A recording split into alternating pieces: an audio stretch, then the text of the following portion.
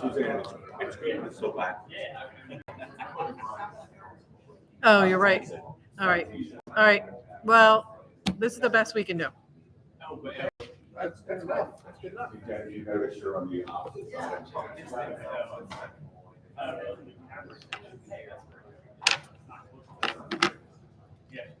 No, I'm not going to play with it. I look back for using. Okay. Sorry. Whenever you're ready, Jeff. Ready? Yep. Sorry. All right, everyone, welcome to the May 18th, 2023 Planning Board meeting, Patton Heights. Call meeting to order. Roll call, Suzanne? Sure. Sunshine after that. That's the order I got on the agenda. Ms. Bonacorsi. Here. Mr. Dukakis. Here. Chairman Hanson. Here. Sorry. Christopher Phillips. Here. Mr. Schmidt. Here.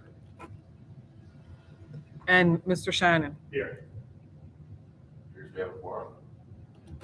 Okay, I just want to note, Open Public Meetings Law statement, adequate notice of this meeting has been provided as required for Chapter 231 Public Law 1975, specifying the time and place of such notice as being sent to the retrospect and posted on a municipal building public notice meeting bulletin board. Flag salute, please.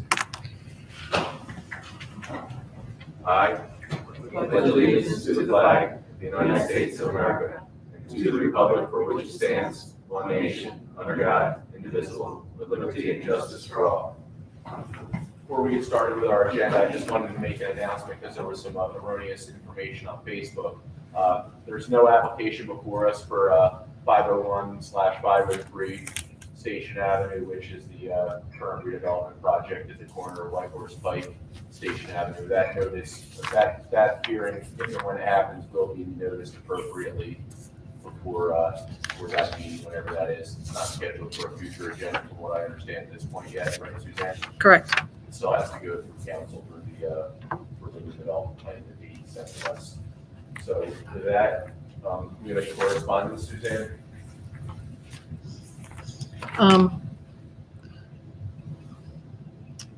We did. It's related to the public comments. So do we go to public comment then? It's up to you. We'll go to public comments, and that'll be for items that aren't on our agenda this evening. Is anybody that wants to come forward to speak?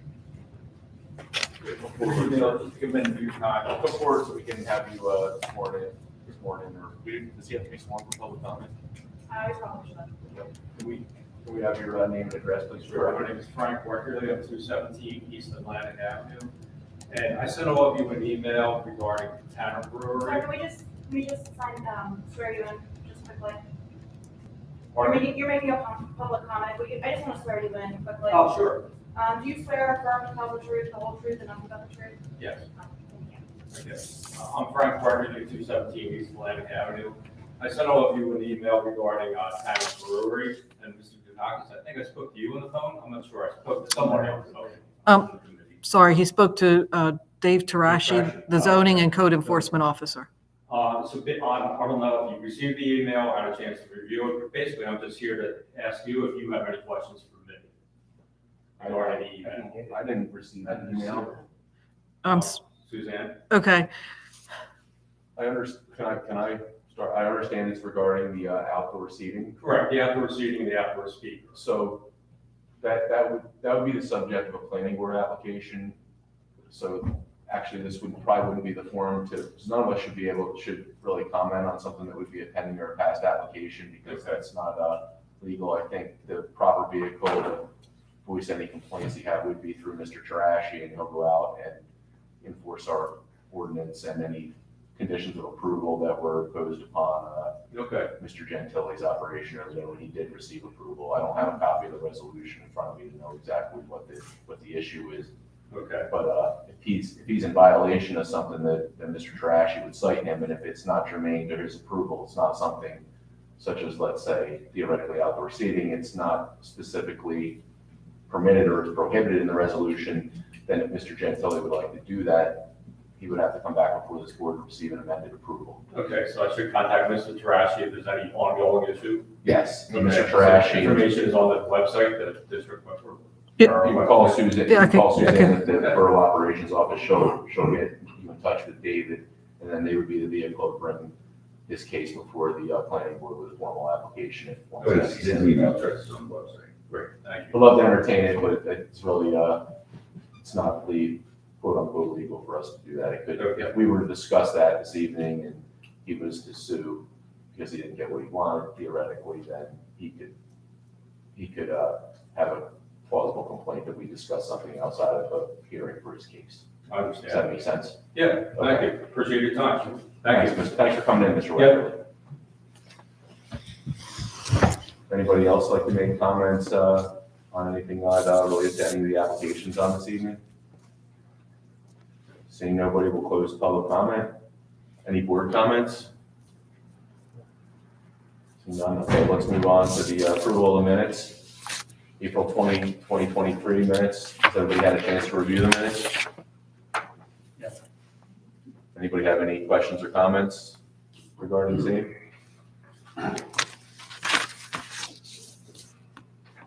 Hearing none, I'll entertain a motion for approval.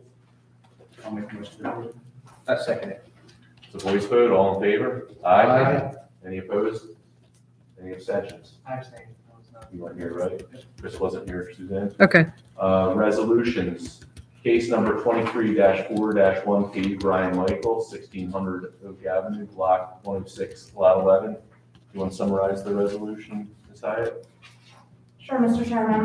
This application was for the construction of a 4-foot-high PVC picket fence in the front and rear yards of an existing residential corner lot located at the southwesterly intersection of Oak Avenue and Devon Avenue. This is in the R5 residential zoning district.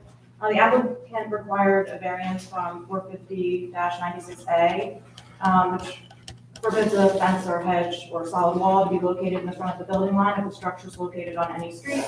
The applicant did establish that the board's grant of the variance would not impair the intent or purpose of the master plan and zoning ordinance and was not substantially detrimental to the public good. Thank you. Does everybody else have had a chance to review the resolution? Any questions or comments?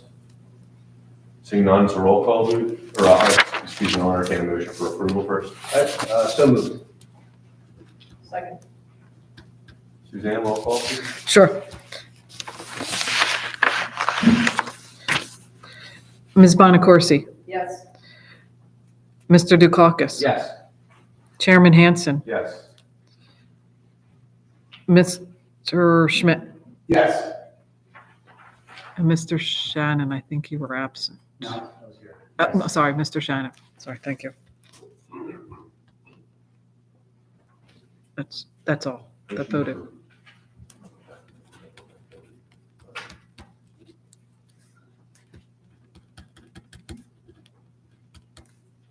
Okay, on to our applications for this evening. Case number 23-5-1P, that's William and Susan Abney, 1734 Prospect Ridge Boulevard, block 90, lot 4. It's for lot coverage, side yard setback, rear setback. If you want to come forward, please, we'll have you sworn in by our attorney. Yeah, we had actually spoken to Suzanne before the meeting. We were going to let the next applicants go first, if that's acceptable to everyone. We want to, because they have an attorney. Okay, we can shuffle the order then. We'll call, thank you for your consideration. Sure. Case number 23-5-2P, Distinctive Imaging Design LLC, 605 Whitworth Pike, block 35, lot 27. This is a use variance. Mr. Phillips is the mayor's designee on the board, so he can't vote on this matter. We have 5.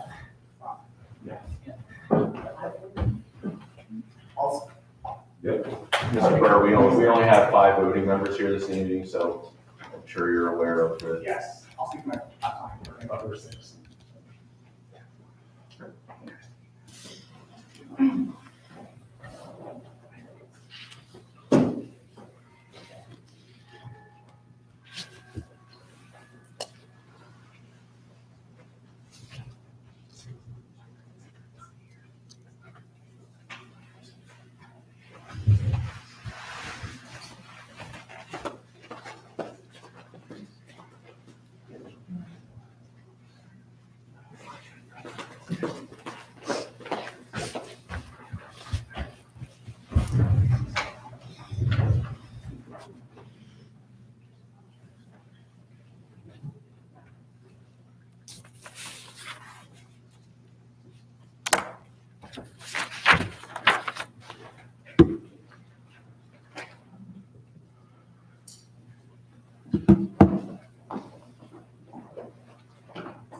In light of the fact that we're only 5 members, pardon me, I would like to carry it to next month. If we could. We should vote on that, right? I think that's our pleasure, right? I believe that's their problem. Yeah, so we'd like to carry it next month. Without the 120 days, right? Does that get extended? Don't we have so many days to hear this case? Not if they consent to having it adjourned. Right, don't we have to get that on the record?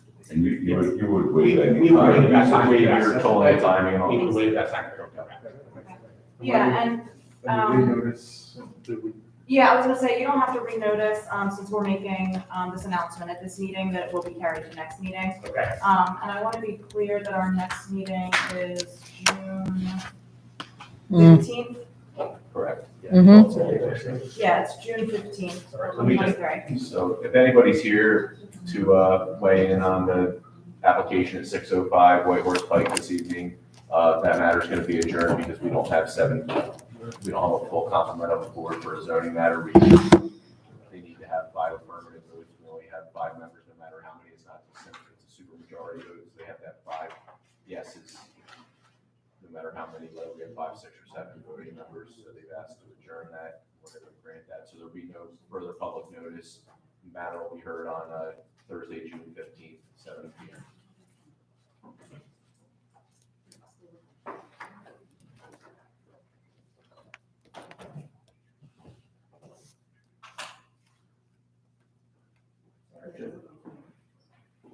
Just, we are confirming that, that my client is available on June 15th before we make the decision now.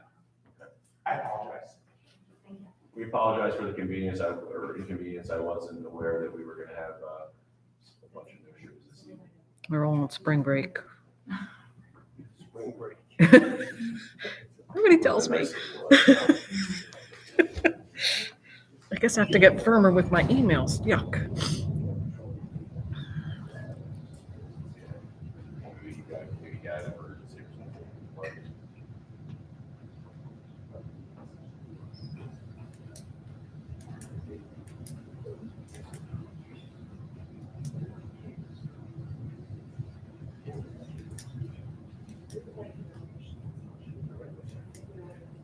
Sorry, I appreciate it.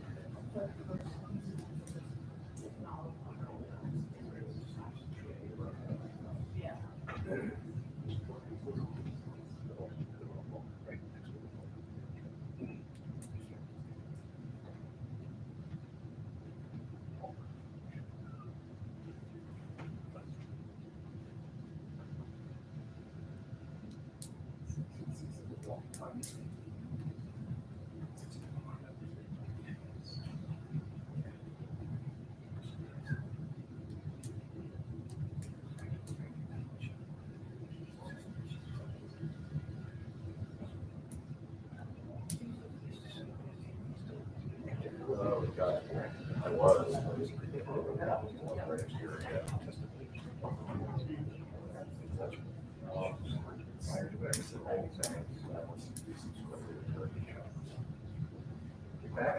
Sorry for the change, but my client is not available in June, so we prefer to go for it. Let's have your.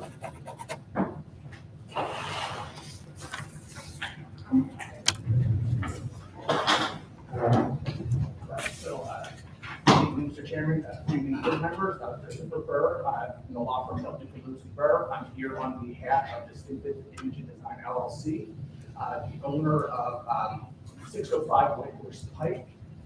With me tonight is Karen McLaughlin, the owner of Distinctive Imaging Design, and Mark Watson from Watson Development. So this property is located in the POR Professional Office Residential Zone. It's currently approved with a vacant 2.5-story law office in a building which is fairly old and it's seen better days throughout the framework. So my client, she recently purchased this property, and she had plans to turn this building into the new home of her interior design studio. With a residential apartment upstairs. To make that happen, she plans to perform a full exterior renovation of the building. and bring it back to life. The property is in the historic district, and she met with your historic preservation committee a couple of weeks ago. The plans were very well received and they were approved by the committee. But before she can take those steps to perform those renovations, bring the building back to life in the way that she wants, she has to come to this board tonight to seek use variance approval for her use. And the reason that's true is because in the POR zone, mixed use residential and professional office buildings, which comprise residential upstairs and the professional office downstairs, are permitted. But your ordinance defines professional office use in a way that does not expressly include an interior design office. So per your ordinance, a professional office would include an office of an architect, a dentist, a doctor, a lawyer, an engineer, a realtor, and similar uses that require certain credentialing as part of entry into the profession and don't have a high impact on surrounding neighborhood uses. Obviously, that ordinance definition does not expressly include an interior design firm. So we come to this board to seek the approval for that use. I'll note, though, that in all material respects, in any way that's going to be discernible to anyone in the public or anyone else for that matter, this use is going to operate exactly like any of the professional office type uses that are permitted in this zone. The gap between this use and an architect or an engineer's office or any of these other type uses other in the POR zone definition, it's razor thin, that gap. It's almost indiscernible. So we think the grounds for the use variance relief here are fairly clear. So as this board knows, to justify the use variance, we are required to establish the quote, special reasons under the law. To do that, I would show that the variance will promote the purposes of zoning and will promote the general welfare of the borough because the use is the property is particularly suited to this use. That's the positive criteria. We also need to establish that there's not going to be a significant detriment to the public good or your master plan or ordinance. Those are the negative criteria, as you know. So in this case, we think the positive and the negative criteria come out pretty clearly in favor of the use variance. So as the positive criteria, you're going to hear in the testimony that in addition to the upgrade and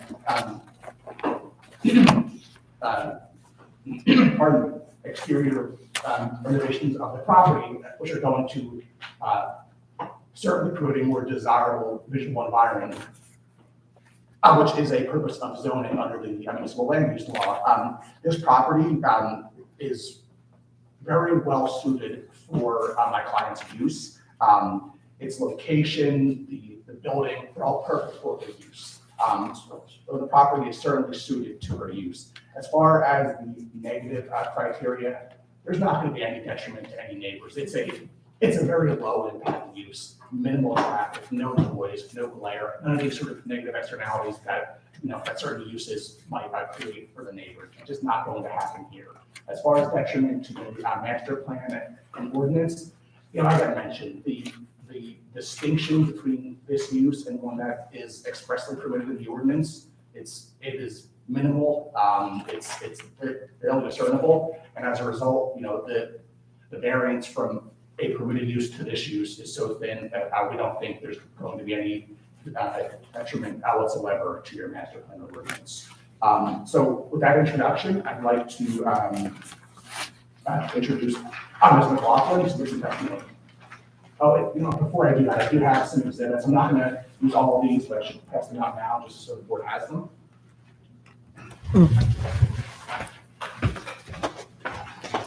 While you do that, I just want to make a quick note that I have reviewed the notice in this matter. The applicant has served proper notice to the property owners and published a notice of the hearing in accordance with NJSA 4055D-12. The board does have jurisdiction here to determine the application for this use variance.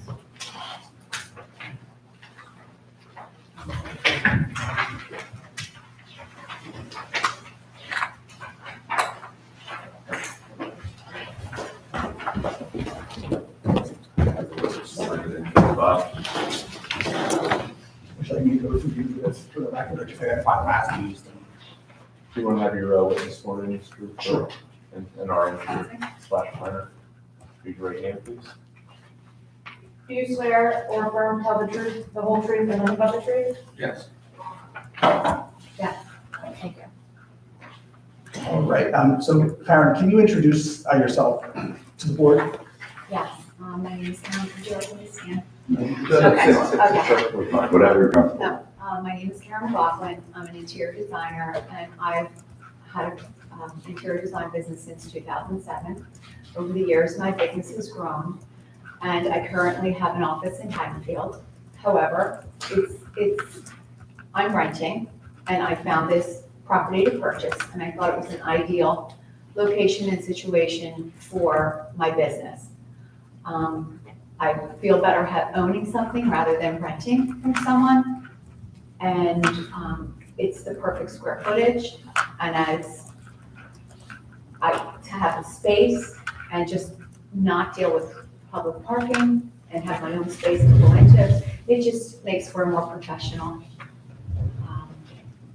look for my clients. And I don't have a lot of clientele that do come to my office. I basically am there with myself and usually one person, max two, and we pretty much curate my projects from there. Okay, so I'm sure you heard me mention during my introductory comment